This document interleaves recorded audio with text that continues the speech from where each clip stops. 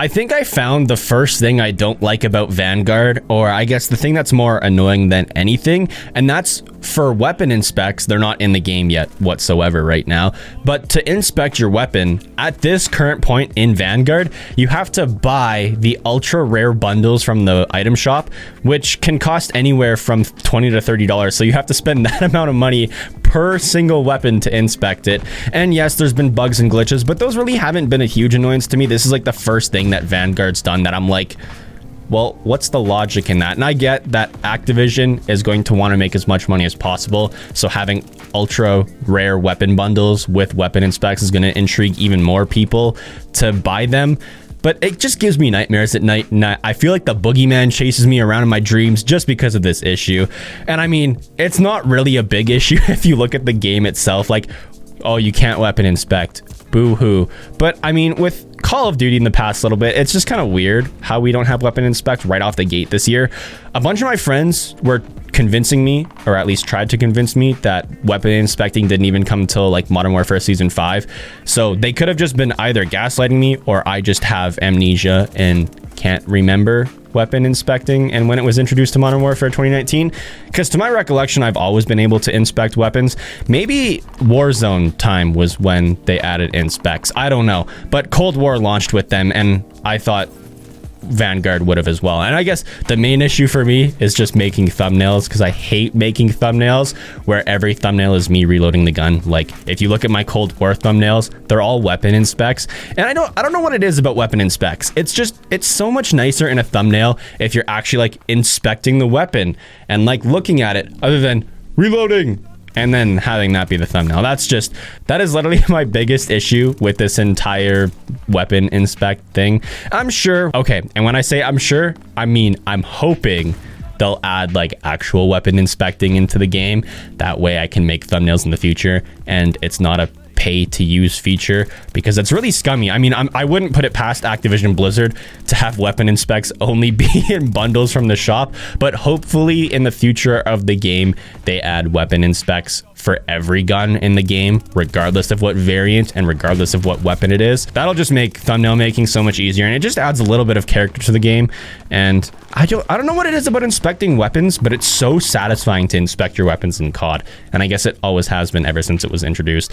But other than that small gripe I have with the game, I mean, I don't have any other issues with it, and I'm actually super excited for today.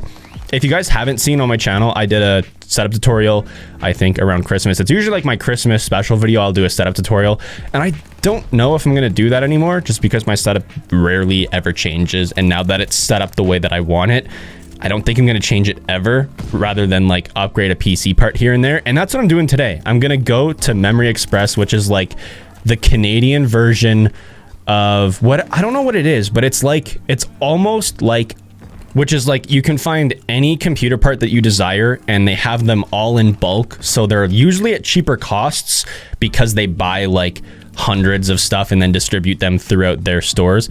I don't remember what it's called in the States. Whenever I watch like Jay's 2 Cents or like Linus Tech Tips when they're in the States, because I guess they're Canadian as well, and Linus knows what Memory Express is. So if you guys watch Linus Tech Tips, you might know what it is, but I can't remember what it is for the States. But anyway, I'm going there today in my city, and I'm going to pick up a brand new PC case because my PC temps, or I guess my CPU temps, have been running really high recently, and I genuinely think it's because of how the air intake and exhaust is kind of like set up in my computer, where the hot air from a GPU, which my GPU is a 3080 Ti, and that's gonna create like a lot of heat. Like usually when I'm gaming, it sits around 70 to 80 degrees Celsius, which I don't know what that is in Fahrenheit. You can convert it, I really don't care. And then all that heat just rises because physics, and then my exhaust for my CPU water cooler is at the top, so the hot air from this, I'm trying not to like make any weird hand gestures, but the heat from the GPU kind of like hits the CPU cooler, so the CPU cooler is being cooled by hot air to begin with. And then I'm like, I completely lost my train of thought, because when I was like showing my hand diagram, I was trying so hard not to do something like that. But yeah, I'm gonna go pick up a new case today. It's gonna be a Leon Lee. I don't even know what it's called. I'm either gonna get like the Leon Lee OX11. I think that's what it's called. I'm either going to get the standard version or the XL size. I think the XL size can support up to 10 fans, which is perfect, and it will cool my PC a lot better than it's being cooled right now.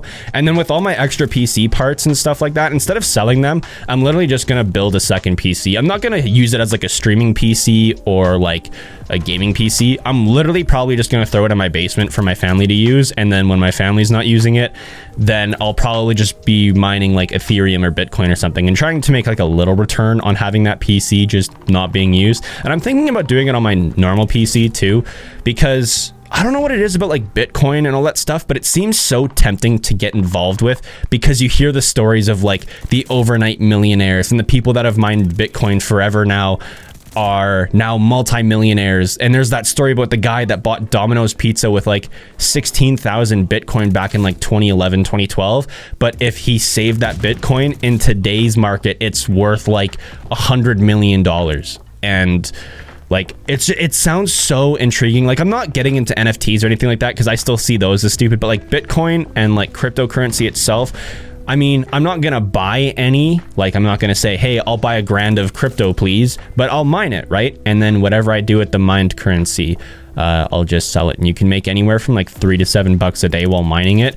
And I think to run a computer for an entire month, power-wise, it only costs like $20 to run a standard gaming PC to mine crypto, because in the settings, like my uncle, or I guess special services dad, for those that are like Discord homies and like have been on the channel forever, he's mined Bitcoin since forever now. And if he saved his Bitcoin instead of selling it, he'd be like a multi-millionaire too. So he started to mine it again. But he said that you turn down your power usage on your computer.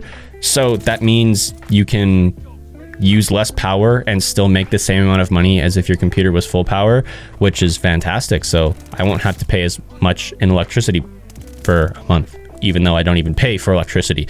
But with that being said, it'll be like a nice little side income. And then worst case scenario, my PC explodes.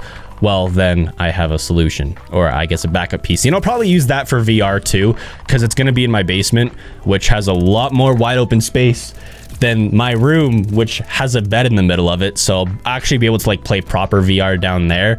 And then, yeah, that's probably what I'm doing. But that's the video for today. I mean, I just wanted to come out and just kind of hang out with you guys. It's been a while since I've had one of these commentary videos, or just like videos in general, where I just come here and be more personal and just kind of share what's going on. It feels nice to do so. I see why Jev loves making these videos so much. They feel so satisfying to make. But with that being said, let me know what you guys think about cryptocurrency, if you know anything about it whatsoever, or the other things in Vanguard that make you guys not able to sleep at night. And I guess that's another reason I can't sleep at night, because I'm sitting here like, oh, I'm missing out on the crypto. I'm missing out on the crypto. I need to mine crypto. I need to do this and that. I need to upgrade my PC. Okay, well, I was upgrading my PC anyway. I don't feel like I'm wasting money doing it. But yeah, so with that being said, I hope you guys have a good rest of your day. Stay happy, stay healthy. And if there is one, I'll see you guys in the next one. Peace.